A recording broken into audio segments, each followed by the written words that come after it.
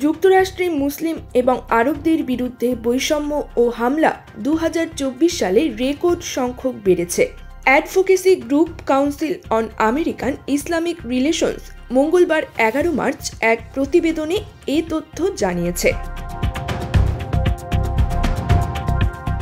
সংস্থাটি বলেছে, গত বছর যুক্তরাষ্ট্রে মুসলিম ও আরব বিদ্বেষ বিষয়ক 8,658টি অভিযোগ দায়ের করা হয়, যা গত বছরের তুলনায় 7.4% বেশি।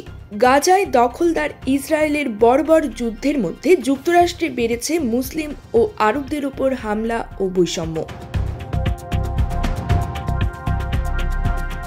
মুসলিমদের অধিকার বিষয়ক সংস্থাটি জানিয়েছে, 1996 সাল থেকে তারা বিদ্বেষমূলক অভিযোগের তথ্য রাখা শুরু করে। গত বছর যে পরিমাণ বিদ্বেষের অভিযোগ লিপিবদ্ধ হয়েছে তা তাদের ইতিহাসে সর্বোচ্চ।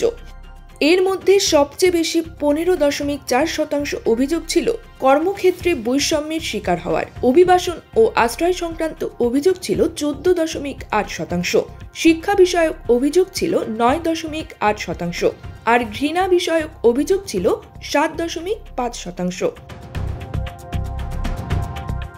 CAIR বলেছে, টানা দ্বিতীয় বছরের মতো যুক্তরাষ্ট্র সমর্থিত গাজার গণহত্যা যুক্তরাষ্ট্রে ব্যাপক ইসলাম বিদ্বেষ নিয়ে এসেছে। মাছে ভাতে বাঙালি, আর সেই মাছ পেতে আসুন লন্ডন ফিশ নেটে। জি হ্যাঁ, ইস্টহ্যাম পুরাতন টাউন হলের সন্নিকটে আপনার প্রিয় মাছের সম্ভারে ভরপুর। আসুন, দেখুন, বাজার করুন ছোট বড় সব ধরনের মাছ। বাহ, একই ছাদের নিচে প্রয়োজনীয় সবকিছু পাওয়া যায়। এদিকে 18 মাস আগে 6 বছর বয়সী এক ফিলিস্তিনি আমেরিকান শিশুকে ছুরিকাঘাত করেছিল এক ব্যক্তি। গত মাসে তাকে ঘৃণামূলক অপরাধ সংগঠিত করার জন্য দায়ী করা হয়েছে। 2023 সালের শেষ দিক থেকে যুক্তরাষ্ট্রে মুসলিম বিদ্বেষী আরেকটি আলোচিত ঘটনা হলো টেক্সাসে 3 বছর বয়সী এক ফিলিস্তিনি মেয়ে শিশুকে পানিতে ডুবিয়ে হত্যার চেষ্টা।